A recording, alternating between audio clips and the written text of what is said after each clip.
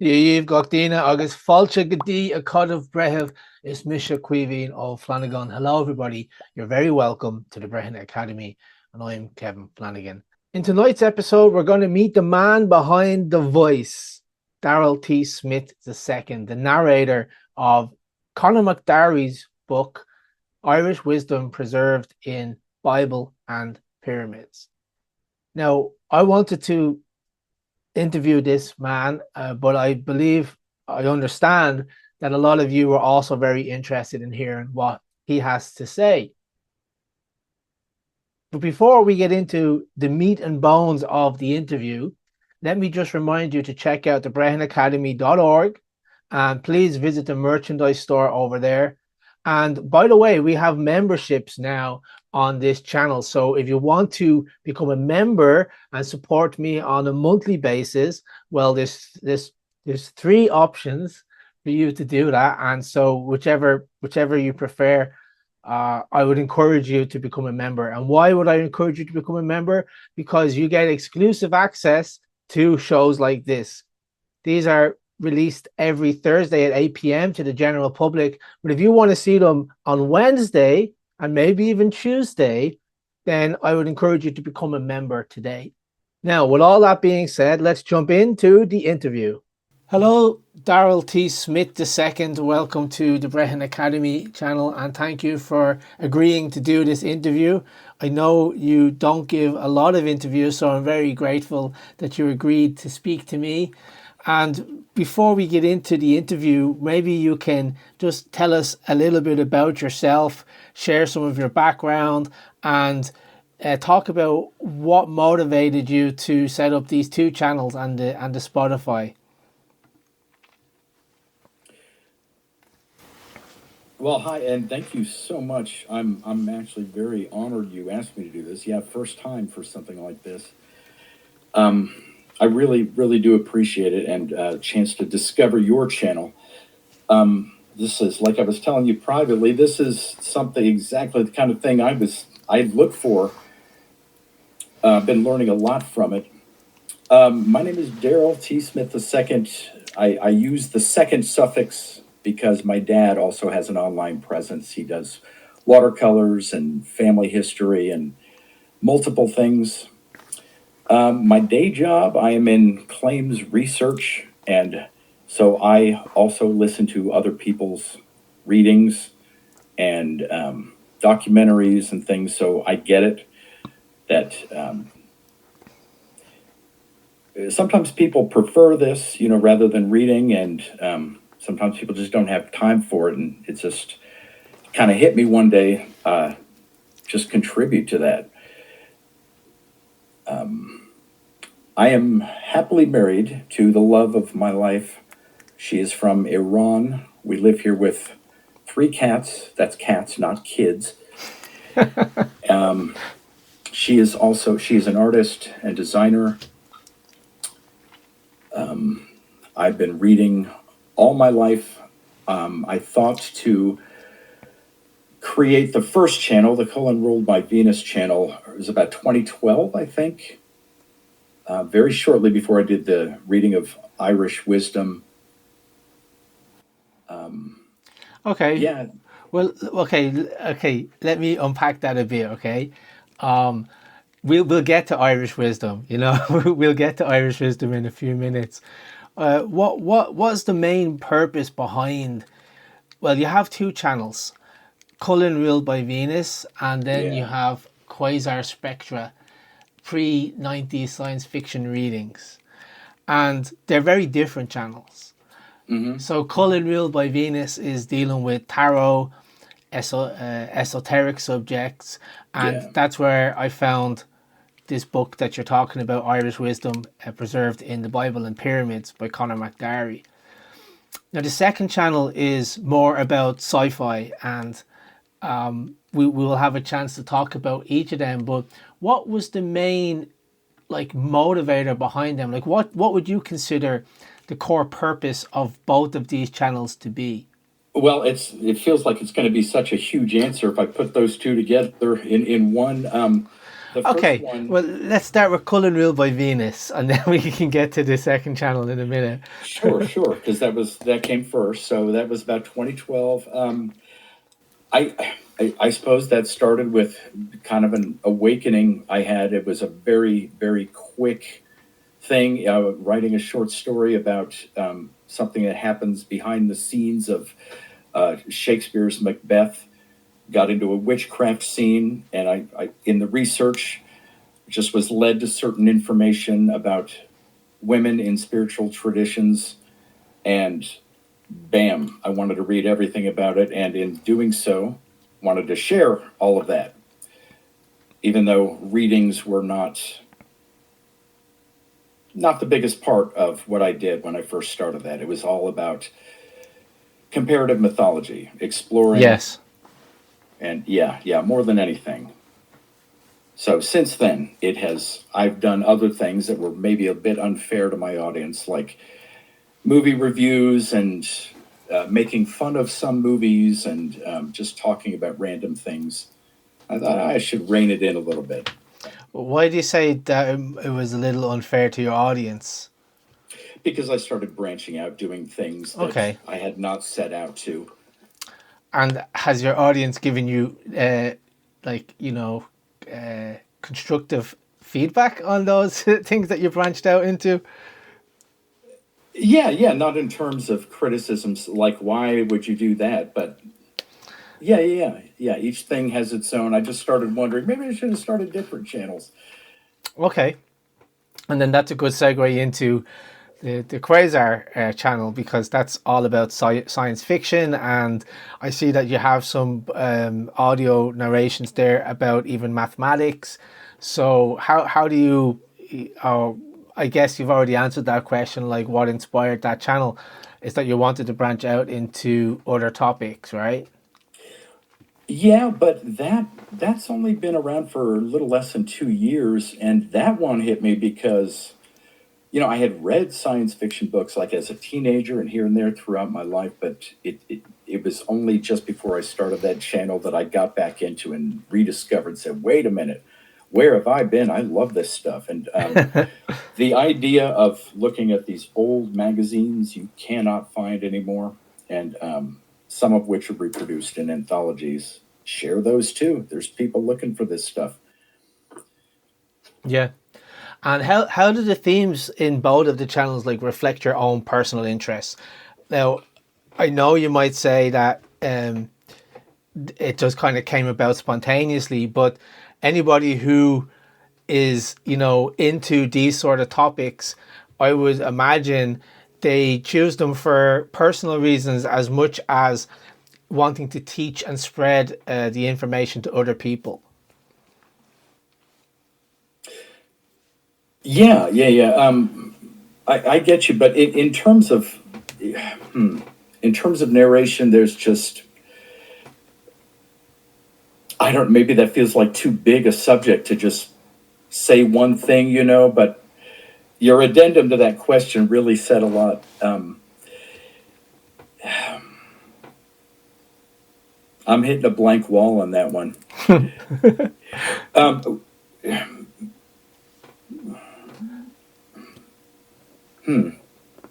I know, because I know you were asking me earlier too about the authors themselves. And, Well, I'm happy to take this interview any direction that you want to go in. So maybe I can just move on to the next question then, and that could ignite some inspiration for your response. So, who or what are the biggest motivations for selecting books to narrate? Is it whether they're esoteric texts or whether it's alternative histories like Conor MacDari? What is the thought process that goes into choosing what book you're going to narrate next? I don't. Sometimes I have a reason. Sometimes I just go in absolutely blind and see what happens, knowing that if it's something I don't care for, somebody out there is going to love it.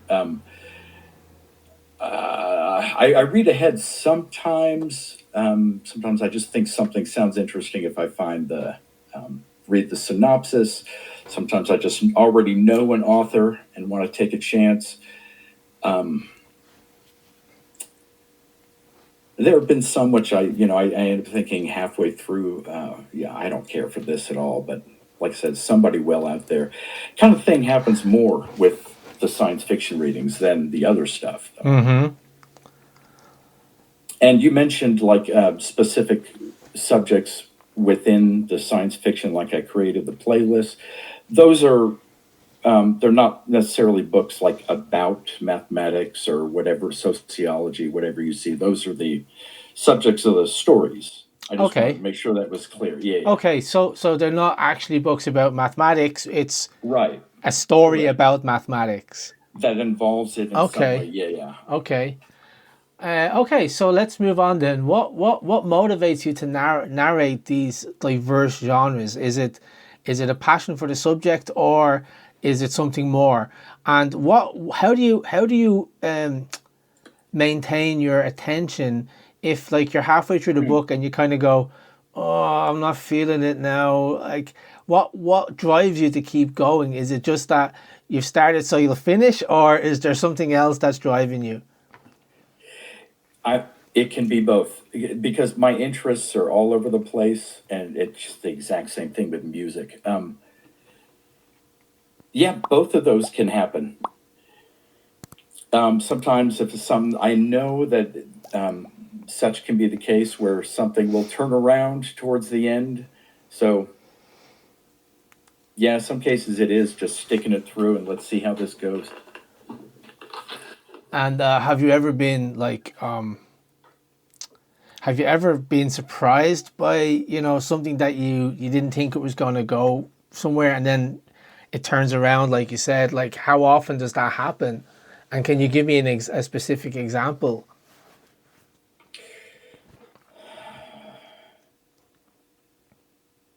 Boy, I wish I'd given this one some thought. Because it's just one of those things where I know that's there, and I'm probably going to think of them all as soon as this ends, No, not off the top of my head. I cannot think of an example right now. Okay. And that's not down to feeling on the spot or anything. I've done, I think, almost 300 of these now. Yeah. 300 narrations, you mean? On the Quasar alone, yes. Yeah. And how do you prepare to narrate these books? Like, what is the actual process that goes into it? I'm assuming you have a tape recorder on your desk and you hit record. And the reason I'm assuming that is because when I was editing the Irish Wisdom, I could hear the click, and the click, So, yeah, don't worry, I edited them out, so that's it. So thank you for that. Yeah. So I was just wondering, like, from a more of a professional, technical point of view, how do you narrate? How do you approach the narration of a new book, and do you approach each narration differently?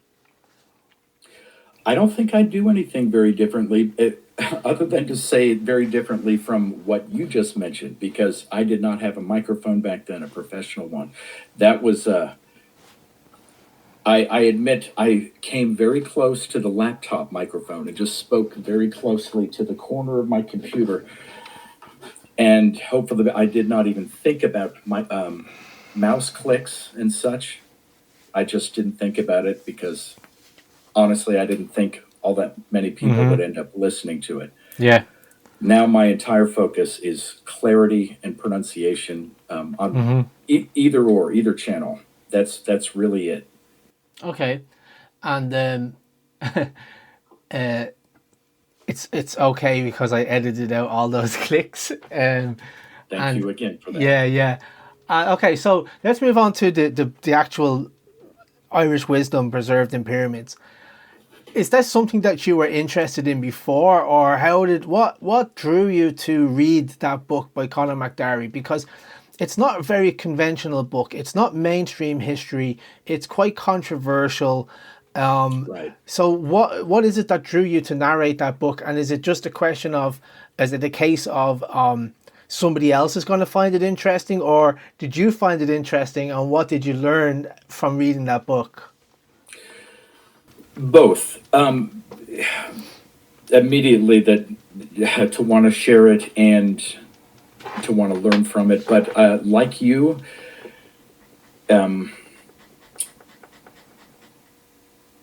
I feel like I want to offer that disclaimer of I do not fully endorse or believe everything that it says.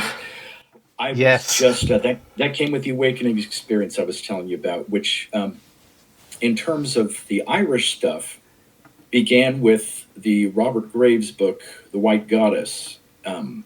Much of it did, anyways. I'm half Irish. That was part of it. So actually, that half of me is everything you find all over the UK, but mostly Irish. In fact, we share a surname. My maternal grandmother shares your surname. Flanagan. Yeah. Oh, okay. So we could be cousins then. Yeah, we could. Yeah. It's like I've got Flanagan and Smith, the two most common names in the. Yeah, but is Smith Irish? Because no, I thought it was English. it could be Irish because we have McGowan. McGowan means the son of the Smith, and so it could be Irish. Well, that's very good to know. Yeah. In fact, I wish I knew that when I made my video about the myths of the Smiths. Yeah. That would have been the top theme in that. So McGowan, which is Gabhan, but it's also Gowan, like Gowan. Mm-hmm. That's an Irish word for a smith. And so, and what happened was, at some point during our history, there was a campaign of an English king that Irish surnames should be adapted to be more suitable to the English tongue. Of course. And so what they did is they anglicized their Gaelic names, and so that's why we have, carpenter is Mac-an-Sair, which is son of the craftsman, Anyway, I don't want to go on too much of a tangent here, but you could be fully Irish. This is very good to know, and I'm going to talk to my dad about this too. Yeah. He's working on a giant family history project. Oh, wow. I'm going to remember that, and because etymology is a big thing too. Yes. That I discuss sometimes in relation to certain myths, and in fact, that's where the name of the first channel came from. With the Culain was yes, Culain. The Smith with the protected by the hound. Yeah. Mm-hmm. Yeah. So let's go back to the original question. Why did you pick Irish wisdom, and what did you learn from reading that? Because I take your disclaimer, and I feel it's important to also put my disclaimer out, even though I've played it now, and I think it's important that people hear it and think about it. But I want to repeat again, like, I don't believe everything that's in it, but I can't dismiss it either. Do you know what I mean? And well, that's what's so intriguing. Yeah. Yeah. My fully honest question is I don't remember much specifics about it. I remember how I felt about it in general when it was done, and that I wanted to revisit it. And now I probably should. In fact, that goes along with when you ask forgiveness on my behalf for the pronunciation of certain words, which I'm also thankful for. I think I would know better now, or I would have taken more care to getting that. At that point, it was just getting it read. Yeah. But I continue to seek more books like this. I'm so sorry I don't have a more specific memory of the details. Well, it was 10 years ago. I don't expect you to remember it, But yeah, I'm just curious because that's the audio that we played, and I'm sure my listeners would be interested to hear what did you learn from it.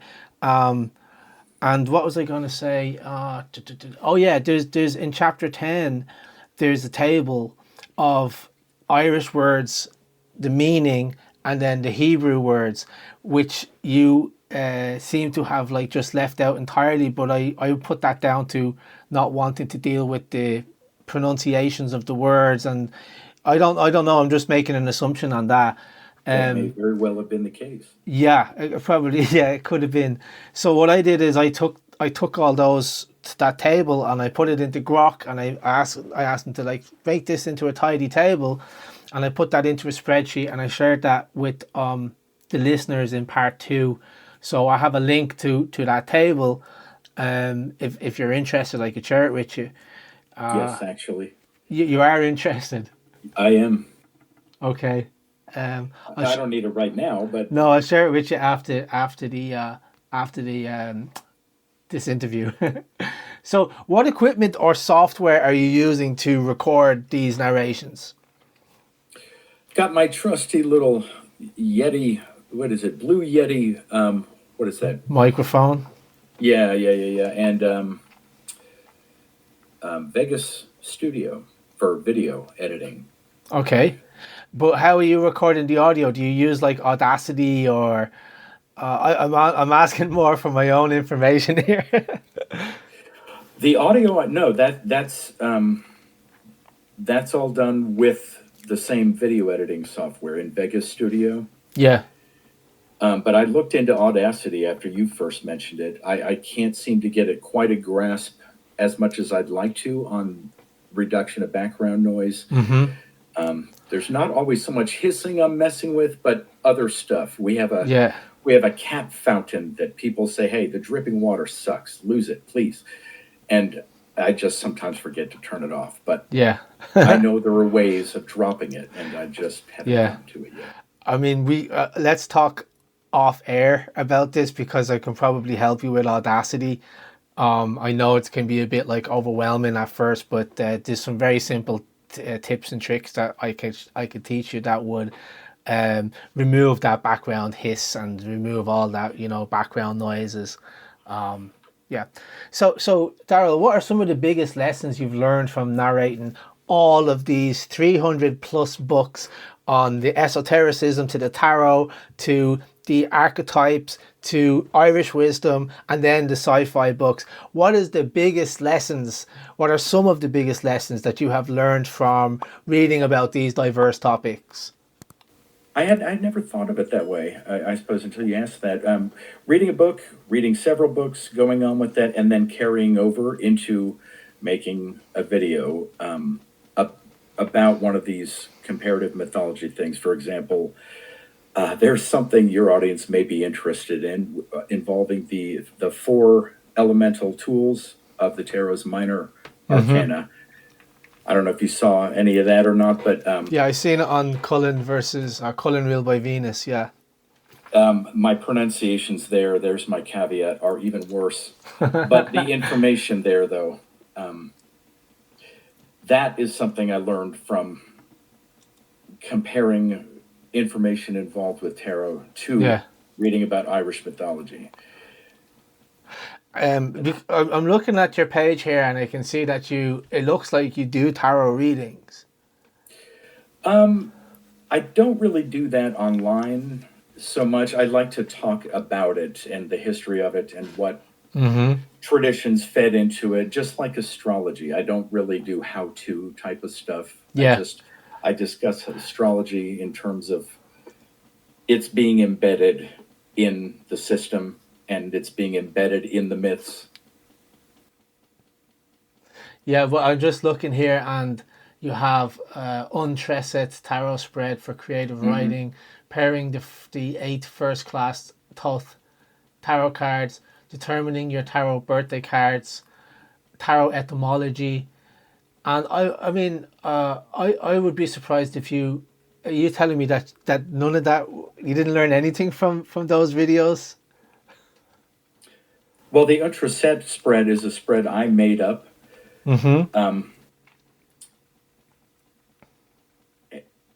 And yeah, I suppose that was a short-term thing. I did a couple of them on here's something I prepared earlier. Well, like I said, it's a very short-term thing as far as here's how to do this kind of thing. The main thing with God, I'm turning into a scatterbrain here. I keep you keep triggering so many thoughts except for the thing you asked about. Well, that's okay. Let it flow. And I'm getting to the point where it's like I see that you have 14 videos for ISIS Unveiled highlights. You know, so there's a lot of stuff. You have a video there, H.P. Lovecraft readings. There's a lot of stuff on your channel, and I'm just trying to see like where's the best place for us to explore.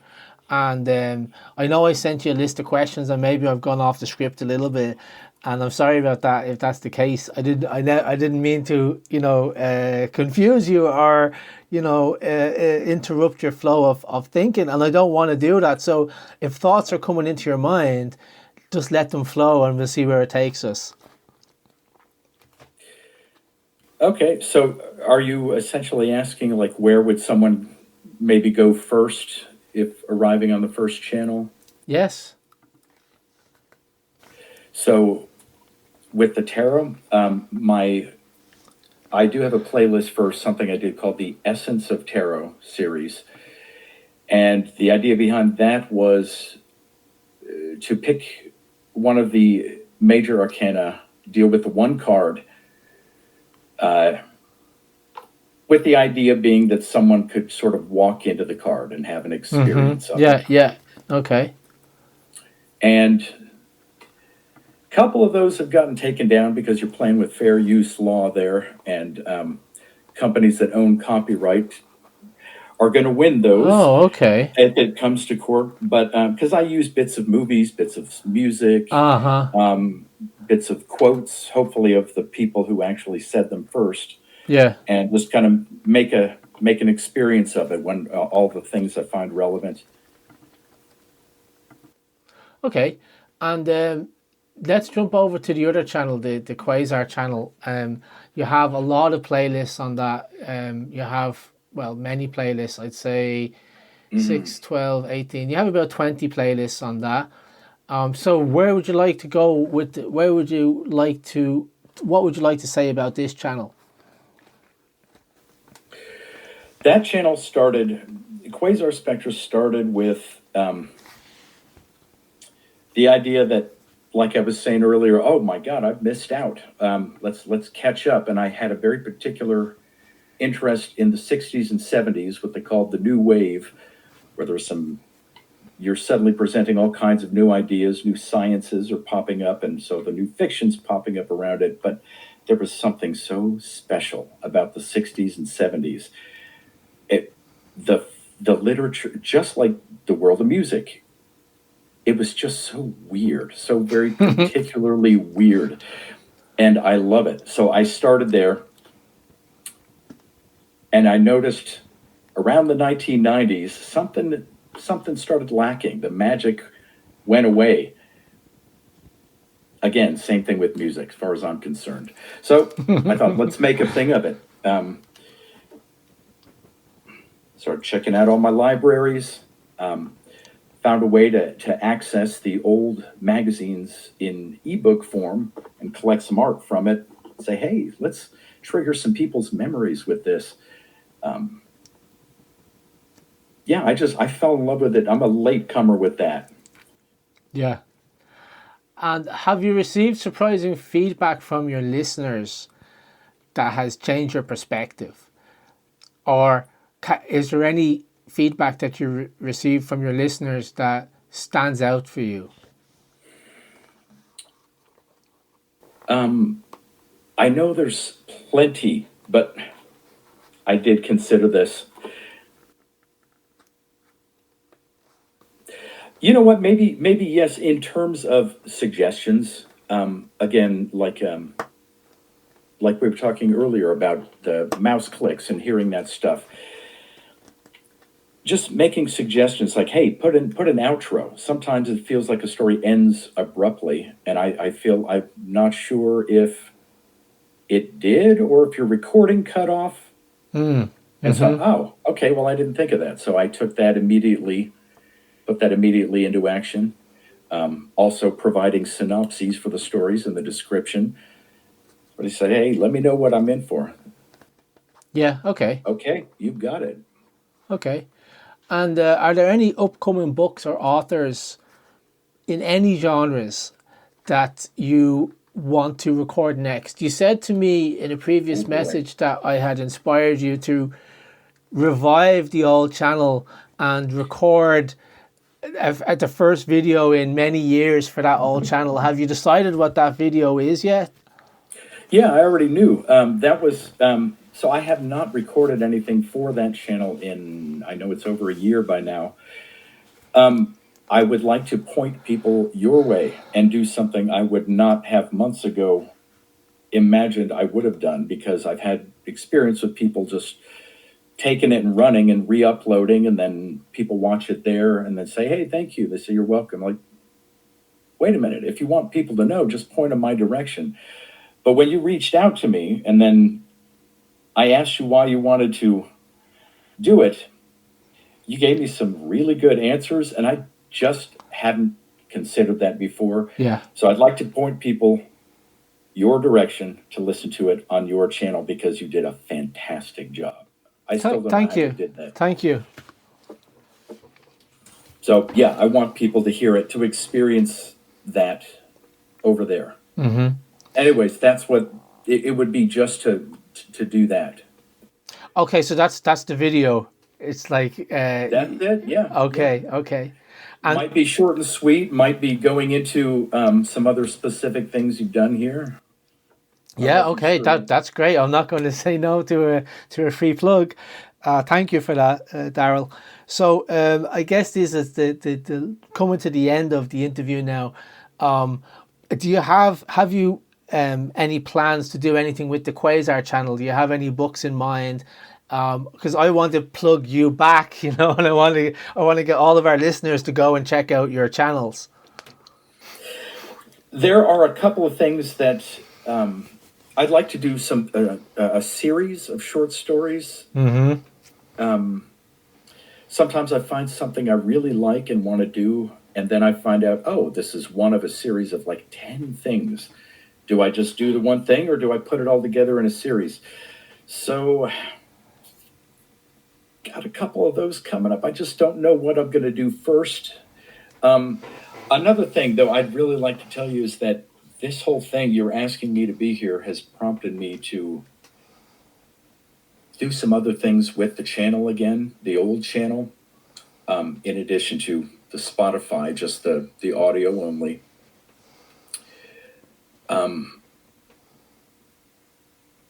There were several reasons I stopped with the old channel and cut down. One was because it was demonetized. Another was that I had a lot of people coming and like politicizing all this ancient stuff. And it's like, what are you doing? No. I got tired of the hateful, presumptuous, condescending comments. I think I don't want to mess with this anymore. I mean, I get down on my channel as well, so I absolutely know what you're talking about. And I mean, on both sides of the political spectrum, there's just for different reasons, people say weird stuff. It's like, I don't want to deal with it, but I also don't want it on my channel. So just know that I am open to suggestions on both channels. I'm taking requests all the time. If you or anybody has any at all, I'm wide open to those. Especially since I'm sort of reinvigorated to get back to the Culain channel. Okay. Well, you can leave it with me, and I'm just looking here for a comment. Okay, somebody left a comment. I think, Mr. Rich Murphy, he left a comment 3 hours ago on part 1 of Irish Wisdom, and he said, "Thank you for reading this. I have had trouble reading. I have studied history for 30 years. I believe the red and blonde people Native Americans talk about were the two ahead of Danann. Irish had the first Bible. They made paganism satanic.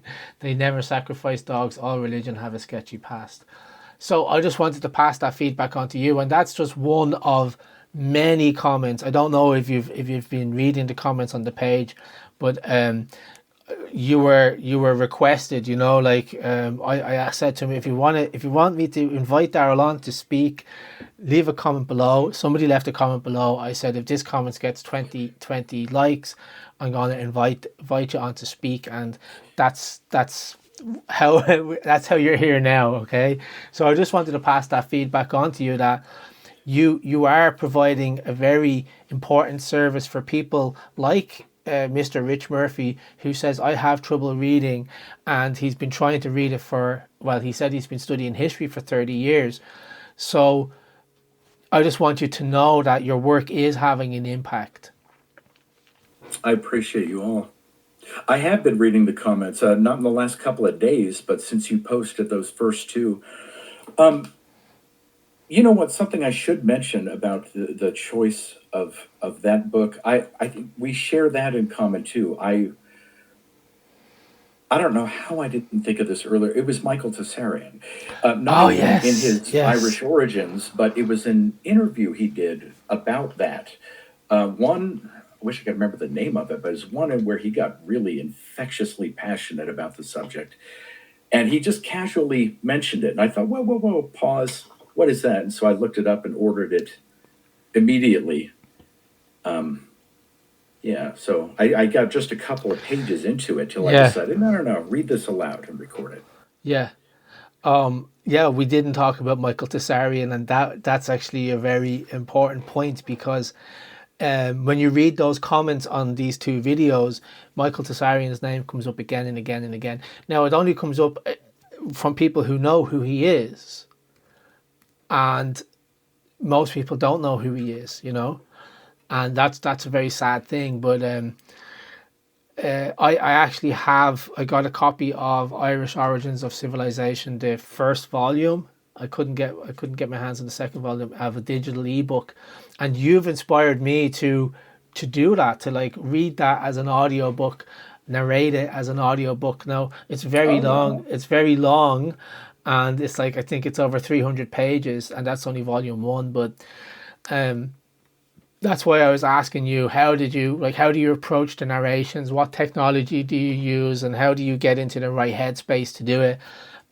Actually, I just released a video on Thursday, just gone, called The Life and Times of the Irish Bards, which is from an audiobook called Historical Memoirs of the Irish Bards, and I'm just narrating it, you know, and I've put it to some visuals, and I have music playing in the background, and a lot of the people commenting saying like, that was beautiful, and I think it's only like 30 minutes long, so it's not the whole book. I actually did record the whole book before, and then I lost all the files. Yeah, I know how that goes. Yeah. Oh my God, I know how that goes.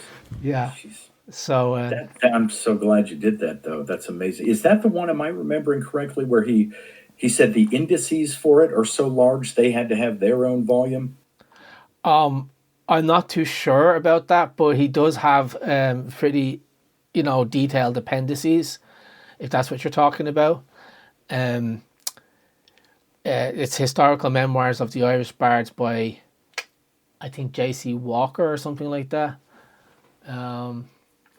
Let me have a look here.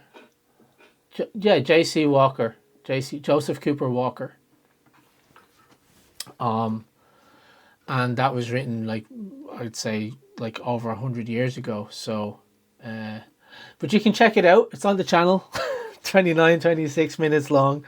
I will. In fact, if you don't mind, there's a question I'd like to ask you too. Are you familiar with Irish researcher named James Swagger? Oh, the name rings a bell. Is he like the one who does the landscape stuff? He had a podcast. I know he was trained as an engineer, but I'm asking because I made a video about that too, just asking, where is James Swagger? And the podcast, I can't remember what it was called, but one day, I think late 2016, all of his stuff just disappeared. Yeah. Nobody heard from him again. I have heard of him, actually. I'm just looking at him on... Yeah, where's James Swagger? I see your video pops up as a suggestion. Truth Connections. Origins. Yeah, I do. I've heard of him, but I don't know him. Okay. Well, maybe somebody watching knows and can enlighten us. Yeah. Because he just fell off the map. And I spoke with somebody, British researcher, Gary something. He said, yeah, I was actually scheduled to do an interview with him, and then he just didn't show for it. It's like, anyways. Okay, well, listen, Darrell, this has been an absolute pleasure. Thanks for your time, and I wish you all the best with your future projects, you know, and if there's anything I can do to help you, we've already made the connection now, so let's use that, you know, and I look forward to supporting your work, and I hope that you will support my work and promote my work to your audience. I'm going to give you the last word. Is there anything you want to say to my audience just before you go, or as you're going? Yes, thank you for being an audience member of Kevin's and for joining us here tonight. Okay. Is that it? Yeah. Well, I didn't mean to put you on the spot like that, you know.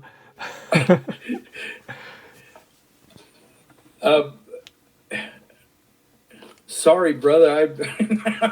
Like I said, this is my first time. Yeah. Okay. Well, look, thanks so much for your time, and best of luck with everything in the future. I'm going to put your links in the description of this video. So if anybody wants to get in contact with you, they're going to have your 2 YouTube channels and your 2 Spotify channels. And can I share your email address as well, in case people want to reach out to you?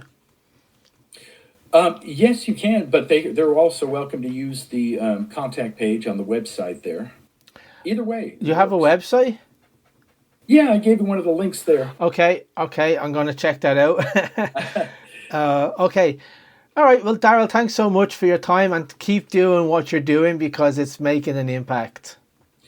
Kevin, I appreciate you. Same thing with you. And yes, you and your audience can expect to hear from me on my channel. Okay. I really appreciate it. And there you have it, folks. That was Darrell T. Smith II, and I just want to thank him again for his time and for his work, because if he wasn't doing what he was doing, we wouldn't have the very interesting Irish wisdom preserved in the Bible and pyramids to listen to. So thank you again, Darrell. Before I go, I just want to remind you to please check out the BrehonAcademy.org website, visit the merchandise store, pick up a few t-shirts, and also, consider becoming a member of this channel, because you're going to get early access to these videos, and in the future, you're going to have exclusive members only content. So until next time, thank you for being here, and slán go fóill.